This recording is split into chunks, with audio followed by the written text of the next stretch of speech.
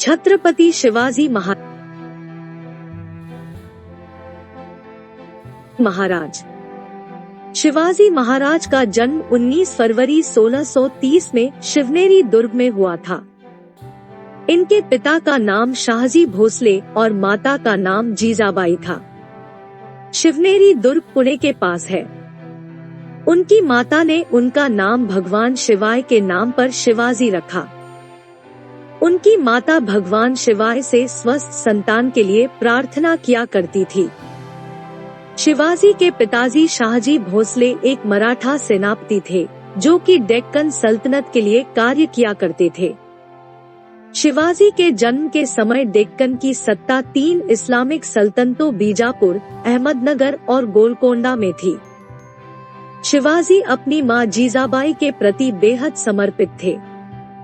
उनकी मां बहुत ही धार्मिक थी।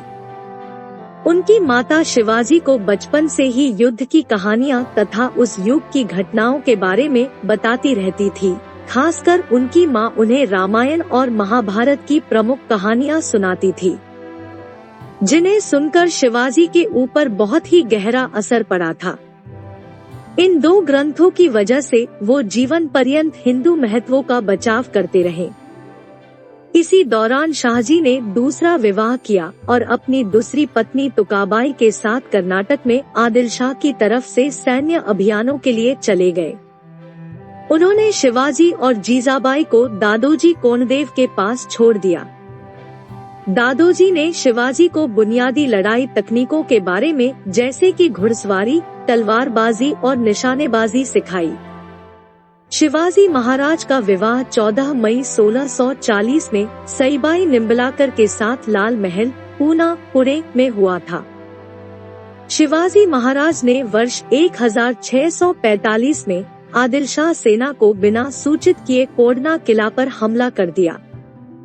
इसके बाद आदिल शाह सेना ने शिवाजी के पिता शाहजी को गिरफ्तार कर लिया। आदिल शाह सेना ने यह मांग रखी कि वह उनके पिता को तब रिहा करेगा जब वह कोडना का किला छोड़ देंगे। उनके पिता की रिहाई के बाद 1645 में शाहजी की मृत्यु हो गई। पिता की मृत्यु के बाद शिवाजी ने फिर से आक्रमण करना शुरू कर दिया। वर्ष 1659 में आदिल शाह ने अपने सबसे बहादुर सेनापति अफजल खान को शिवाजी को मारने के लिए भेजा। शिवाजी और अफजल खान 10 नवंबर 1659 को प्रतापगढ़ के किले के पास एक झोपड़ी में मिले। दोनों के बीच एक शर्त रखी गई कि वह दोनों अपने साथ केवल एक ही तलवार लाए गए। शिवाजी को अफजल खान पर भरोसा नहीं था और इसलिए शिवाजी ने अपने कपड़ों के नीचे कवच डाला और अपनी दाई भुजा पर बाघ नख, टाइगर्स क्लॉ रखा और अफजल खान से मिलने चले गए। अफजल खान ने शिवाजी के ऊपर वार किया, लेकिन अपने कवच की वजह से वह बच गए और फिर शिवाजी ने अपने बाघ नख, टाइगर्स क्लॉ से अफजल खान पर हमला कर दिया। हमला इतना घातक था कि अफजल खान बुरी तरह से घायल हो गया और उसकी मृत्यु हो गई। इसके बाद शिवाजी के सैनिकों ने बीजापुर पर आक्रमण कर दिया। शिवाजी ने 10 नवंबर 1659 को प्रतापगढ़ के युद्ध में बीजापुर की सेना को हरा दिया। शिवाजी की सेना ने लगातार आक्रमण करना शुरू कर दिया। शिवाजी की सेना ने बीजापुर के 3000 सैनिक मार दिए और अफजल खान के 2 पुत्रों को गिरफ्तार कर लिया। शिवाजी ने बड़ी संख्या में हथियारों, घोड़ों और दूसरे सैन्य सामानों को अपने अधीन कर लिया। इससे शिवाजी की सेना और ज्यादा मजबूत हो गई और मुगल बादशाह औरंगजेब ने इसे मुगल साम्राज्य का सबसे बड़ा खतरा समझा। मुगलों के शासक औरंगजेब का ध्यान उत्तर भारत के बाद दक्षिण भारत की तरफ गया। उसे शिवाजी के बारे में पहले से ही मालूम था।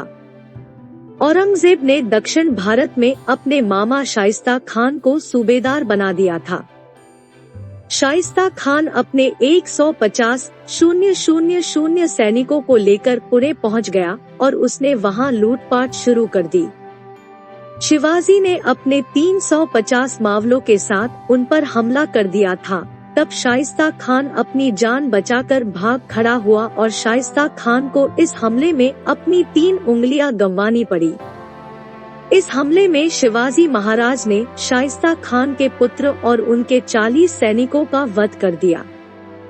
शाइस्ता खान ने पुणे से बाहर मुगल सेना के पास जाकर शरण ली और औरंगजेब ने शर्मिंदगी के मारे शाइस्ता खान को दक्षिण भारत से हटाकर बंगाल का सूबेदार बना दिया। इस जीत के बाद शिवाजी की शक्ति और ज्यादा मजबूत हो गई थी।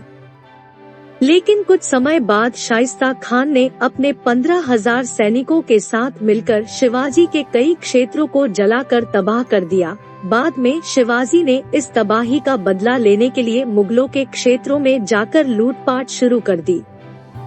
सूरत उस समय हिंदू मुसलमानों का हज पर जाने का एक प्रवेश द्वार था। शिवाजी ने 4,000 सैनिकों के साथ सूरत के व्यापारियों को लूटने का आदेश दिया, लेकिन शिवाजी ने किसी भी आम आदमी को अपनी लूट का शिकार नहीं बनाया। शिवाजी महाराज को आगरा बुलाया गया, जहां उन्हें लगा कि उनको उचित सम्मान नहीं दिया गया है। इसके खिलाफ उन्होंने अपना रोष दरबार पर निकाला और औरंगजेब पर छल का आरोप लगाया। औरंगजेब ने शिवाजी को कैद कर लिया और शिवाजी पर 500 सैनिकों का पहरा लगा दिया। हालांकि उनके आग्रह करने पर उनकी स्वास्थ्य की दुआ करने वाले आगरा के संत, फकीरों और मंदिरों में प्रतिदिन मिठाइयाँ और उपहार भेजने की अनुमति दे दी गई थी। कुछ दिनों तक यह सिलसिला ऐसे ही चलता रहा। एक दिन शिवाजी ने संभाजी को मिठाइयों की टोकरी में बैठकर और खुद मिठाई की टोकरी उठाने वाले मजदूर बनकर वहां से भाग गए। इसके बाद शिवाजी ने खुद को और संभाजी को मुगलों से बचाने के लिए संभाजी की मौत की अफवाह फैला दी। इसके बाद संभाजी को मथुरा में एक ब्राह्मण के यहाँ छोड़कर शिवाजी महाराज बनारस चले गए। औरंगजेब ने जयसिंह पर शक करके उसकी हत्या विष देकर करवा डाली। जसवंत सिंह, शिवाजी का मित्र, के द्वारा पहल करने के बाद सन 1668 में शिवाजी ने मुगलों के साथ दूसरी बार संधि की। औरंगजेब ने शिवाजी को राजा की मान्यता दी। शिवाजी के पुत्र संभाजी को 5,000 की मनसबदारी मिली और शिवाजी को पूना, चाकन और सूपा का जिला लौटा दिया गया, लेकिन सिंहगढ़ और पुरंदर पर मुगलों का आधिपत्य बना रहा। सन 1670 में सूरत नगर को दूसरी बार शिवाजी ने लूटा। नगर से 132 लाख की संपत्ति शिवाजी के हाथ लगी और लौटते वक्त शिवाजी ने एक बार फिर मुगल सेना को सूरत में हराया। पश्चिमी महाराष्ट्र में स्वतंत्र हिंदू राष्ट्र की स्थापना के बाद शिवाजी ने अपना राज्याभिषेक करना चाहा, परंतु ब्राह्मणों ने उनका घोर विरोध किया। क्योंकि शिवाजी क्षत्रिय नहीं थे, उन्होंने कहा कि क्षत्रियता का प्रमाण लाओ तभी वह राज्याभिषेक करेगा। बालाजी राव जी ने शिवाजी का संबंध मेवाड़ के सिसोदिया वंश से संबंध के प्रमाण भेजे, जिससे संतुष्ट होकर वह रायगढ़ आया और उन्होंने राज्याभिषेक किया। राज्याभिषेक के बाद भी पुणे के ब्राह्मणों ने शिवाजी को राजा मानने से इनकार कर दिया। इसके बाद शिवाजी ने अष्टप्रधान मंडल की स्थापना की। विभिन्न राज्यों के दूतों, प्रतिनिधियों के अलावा विदेशी व्यापारियों को भी इस समारोह में आमंत्रित किया गया। इस समारोह में लगभग रायगढ़ के 5,000 लोग इकट्ठा हुए थे। शिवाजी को छत्रपति का खिताब दिया गया। उनके राज्याभिषेक के 12 दिन बाद ही उनकी माता का देहांत हो गया। इस कारण फिर से 4 अक्टूबर 1674 को दूसरी बार उनका राज्याभिषेक हुआ। 2 बार हुए इस समारोह में लगभग 50 लाख रुपए खर्च हुए। इस समारोह में हिंदू स्वराज की स्थापना का उद्घोष किया गया था। शिवाजी के परिवार में संस्कृत का ज्ञान अच्छा था और संस्कृत भाषा को बढ़ावा दिया गया था। शिवाजी ने इसी परंपरा को आगे बढ़ाते हुए अपने किलों के नाम संस्कृत में रखे, जैसे कि सिंधुदुर्ग, प्रचंडगढ़ तथा सुवर्णदुर्ग। उनके राजपुरोहित केशव पंडित स्वन्य एक संस्कृत के कवि तथा शास्त्री थे।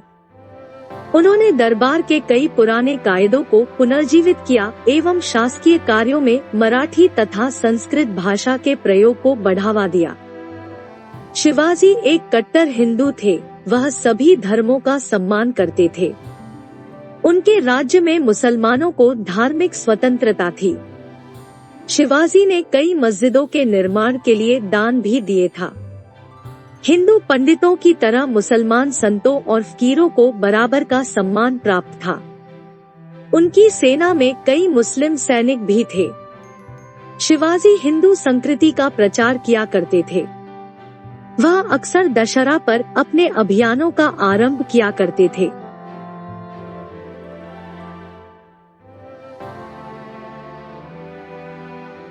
शिवाजी ने काफी कुशलता से अपनी सेना को खड़ा किया था। उनके पास एक विशाल नौसेना नेवी भी थी, जिसके प्रमुख मयंक भंडारी थे।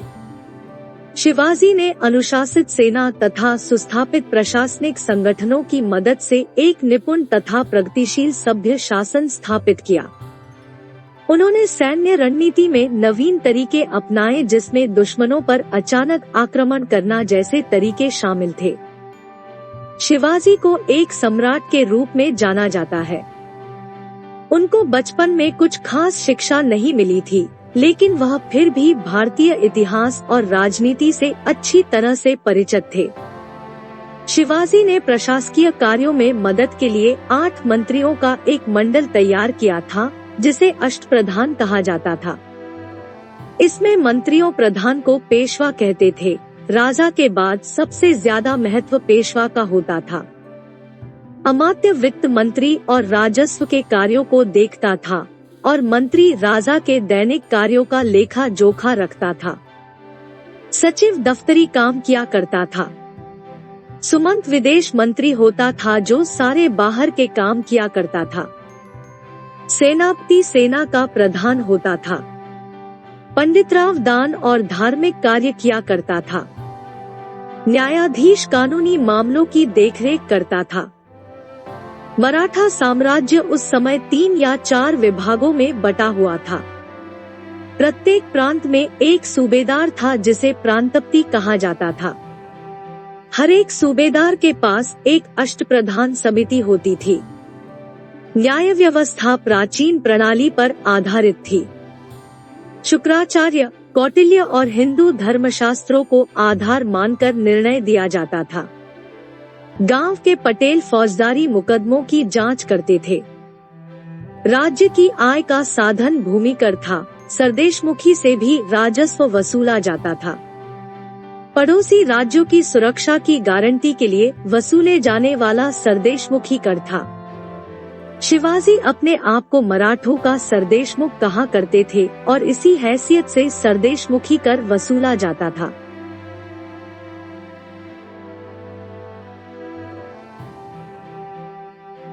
शिवाजी महाराज ने अपने पिता से स्वराज की शिक्षा हासिल की। जब बीजापुर के सुल्तान ने उनके पिता को गिरफ्तार कर लिया था, तो शिवाजी ने एक आदर्श पुत्र की तरह अपने पिता को बीजापुर के सुल्तान से संधि करके छुड़वा लिया। अपने पिता की मृत्यु के बाद ही शिवाजी ने अपना राजतिलक करवाया। सभी प्रजा शिवजी का सम्मान करती थी और यही कारण है कि शिवाजी के शासनकाल के दौरान कोई आंतरिक विद्रोह जैसी घटना नहीं हुई थी। वह एक महान सेना नायक के साथ साथ एक अच्छे कूटनीतिज्ञ भी थे। वह अपने शत्रु को आसानी से मात दे देते थे। शिवाजी महाराज के बारे में एक पुस्तक गनीमी कावा लिखी गई है, जिसमें उनके शत्रु पर अचानक से आक्रमण करने के कई किस्से हैं। एक स्वतंत्र शासक की तरह उन्होंने अपने नाम का सिक्का चलवाया, जिसे शिवराय कहते थे, और यह सिक्का संस्कृत भाषा में था। 3 अप्रैल 1680 में लगातार 3 सप्ताह तक बीमार रहने के बाद यह वीर हिंदू सम्राट सदा के लिए इतिहासों में अमर हो गया और उस समय उनकी आयु 50 वर्ष थी। शिवाजी महाराज एक वीर पुरुष थे, जिन्होंने अपना पूरा जीवन मराठा हिंदू साम्राज्य के लिए समर्पित कर दिया। मराठा इतिहास में सबसे पहला नाम शिवाजी का ही आता है। आज महाराष्ट्र में ही नहीं पूरे देश में वीर शिवाजी महाराज की जयंती बड़े ही धूमधाम के साथ मनाई जाती है।